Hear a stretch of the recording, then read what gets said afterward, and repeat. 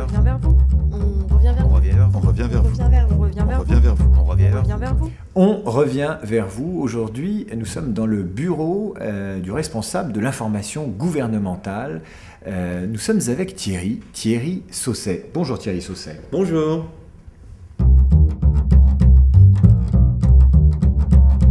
Il faut probablement se rappeler la façon avec laquelle on est jugé dans notre vie de tous les jours ou à la télévision. D'abord, la communication non verbale. C'est pas une question de look, mais il y a plus de vérité dans un regard que dans un mot. Il y a plus de profondeur dans une gestuelle que dans un slogan. Et tous les gens qui recrutent savent ça. Ensuite, on est jugé sur la musique des mots. Je ne m'intéresse encore pas à ce que vous avez dit. Qu'est-ce qu'il y a de spontané, d'authentique, de profond? Qu'est-ce qu'il y a comme autorité dans votre propre façon de vous exprimer, de sincérité? Et puis enfin, il y a ce que vous dites. Et donc, il faut intégrer très profondément ces éléments-là. Et ce n'est pas dans une séance de média training que vous pouvez régler ce type de problème. C'est qu'on vient de me voir en me demandant ce que je fais. Ça m'est arrivé. C'est inimaginable pour moi d'aller me faire recruter dans une entreprise sans avoir vu ce qu'elle faisait par cœur. Il m'est arrivé, et plusieurs fois, d'avoir des gens qui me disent « Vous pouvez me préciser au juste ce que vous faites ». La deuxième chose, c'est un peu terrible, mais tous les gens qui font du recrutement ont connu ça. C'est... j'ai créé ma boîte, il y a eu des difficultés, ma femme m'a quitté, mes enfants me crachent à la gueule, et j'ai finalement déposé mon bilan.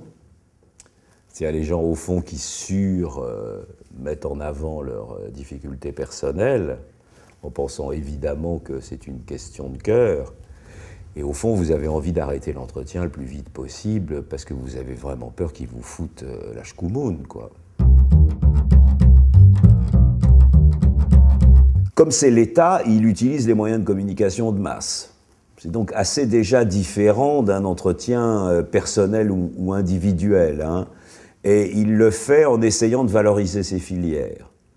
Il nous manque très probablement une valorisation globale de la fonction publique aujourd'hui.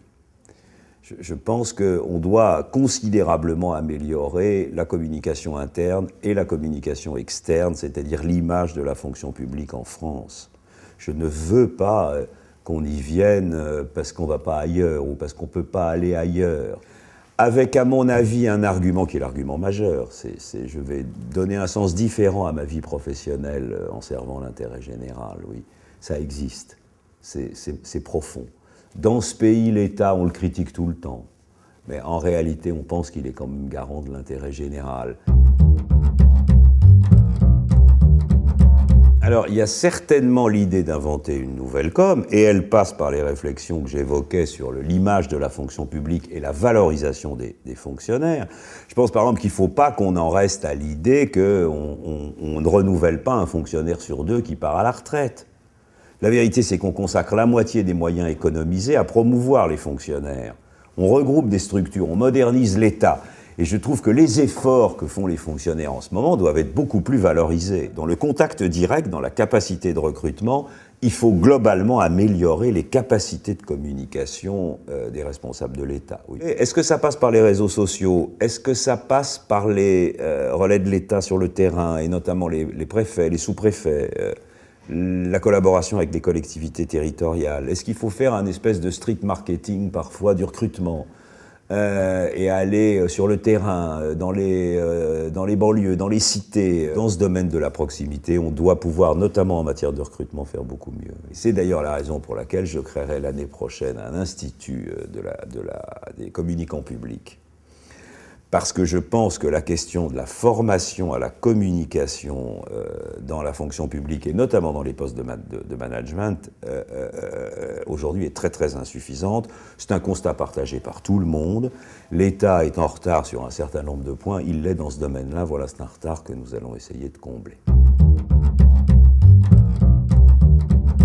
La plus astucieuse, c'est celle de l'armée, notamment qui a démarré à la télévision et qui s'est terminée par continuer l'aventure sur Internet. D'abord, Je trouve que l'État commence à faire du mix média, hein, qui va probablement se développer beaucoup, c'est bien. Hein. Et en plus, ça a très très bien marché. Hein. Quant à la campagne que j'ai trouvée la moins bonne, je l'ai complètement oubliée. Un peu de langue de bois fait partie aussi du jeu, non? Les diplômes, les concours, la question de l'équité est centrale. Hein. C'est un point avec lequel l'État ne peut pas jouer. Hein. Alors comment est-ce qu'on peut, sans mettre en cause ce système-là, hein, qui protège y compris les plus modestes, hein, comment y ajouter des passerelles, des équivalences, des recrutements directs, et notamment d'ailleurs pour améliorer le passage entre le public et le privé, hein, dans un sens et dans l'autre, et avec éventuellement des allers-retours, hein, est certainement un dossier central, oui. Le job d'un manager, voilà, c'est l'énergie d'abord, c'est la virtus au sens antique, hein, c'est la capacité d'entraînement et c'est la constance dans les engagements, notamment quand ça ne va pas. Hein.